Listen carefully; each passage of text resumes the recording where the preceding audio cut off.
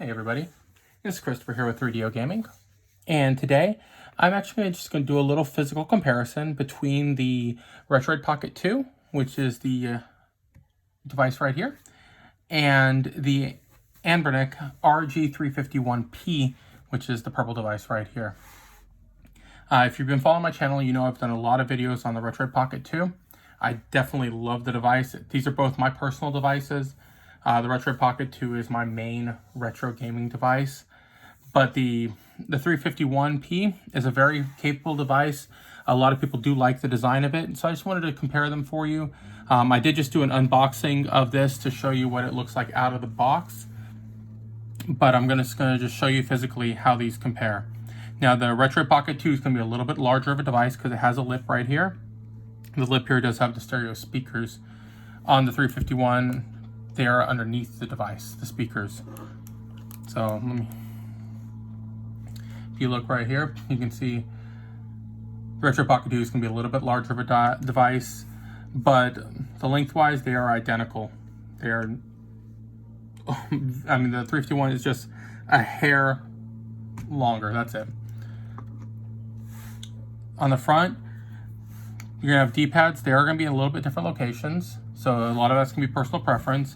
Some people, one of the complaints with the Retroid Pocket 2 was the thumbstick locations. They're offset instead of being on the bottom. To me personally, it doesn't make much of a difference because of having this lip on the bottom. Now, if this wasn't here, having the D-pad down here might be more of an issue for me personally. 4 face buttons on both.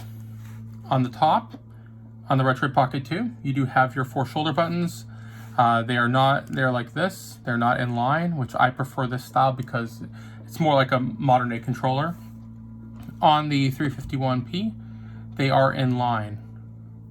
Now, they do give them a little bit of space in between there so you can identify, but they are in line on here, which also makes the device a little more pocket friendly because it is not as thick at the shoulder area, but otherwise the devices are pretty much the same thickness otherwise. On the top of the devices, your power button's on here. On the 351, power button is on the side of the device. They both do have a charging slot on top. Headphone jack on the 351 is going to be on the top of the device. On the Retroid Pocket 2, it is on the bottom of the device. Again, this is personal preference, but for me, I prefer having the headphone jack on the bottom of the device just because the cord then comes out from the bottom and then comes basically to your headset. If it's on the top of the device, you're going to have a cord draping down on front of the device, or you're going to have a cord coming from around the entire device and then to you. One thing I noticeable do, the volume control for the speakers, it is a wheel on the 351M. On the Retroid Pocket 2, it's a rocker. So you press it up or press it down. I prefer the feel of this one. I think it looks a lot sleeker than having the wheel, which to me looks a little cheaper in design, but it does work well and it's easy to use. Backs of the device, you're gonna have company information on both of them there. Otherwise, it's pretty plain back on the Retroid Pocket 2. On the 351M, they do have little like skid pads here. Basically, it gives you a little more grip when you're holding the device. So it is a pretty nice feature. They both feel really well. They're well-made devices. They're not cheap devices by any means. Screen-wise, they both have a 3.5-inch screen. There is a difference though with the screen. Now this one looks a little bit bigger. There's more of a lip on it, but they're both 3.5-inch IPS displays. The Retroid Pocket 2 runs at a resolution of 640 by 480 pixel density. The pixel density on this, there's more pixels on there. On the 351M, it is a 320 by 480. So the Retroid Pocket 2 screen is a higher quality screen. They both run a quad-core 1.5 gigahertz processor inside the devices, and they both have 1 gigabyte of RAM. Battery life, it's a 4,000 milliamp battery on the Retroid Pocket 2. It's a 3,500 milliamp battery on the RG351. They both have Wi-Fi capabilities. However, there are differences. The Retroid Pocket 2 has built-in Wi-Fi. To use Wi-Fi on the 351, you have to use the OTG slot, and it comes with this included in the package, but it is an external Bluetooth or external Wi-Fi device.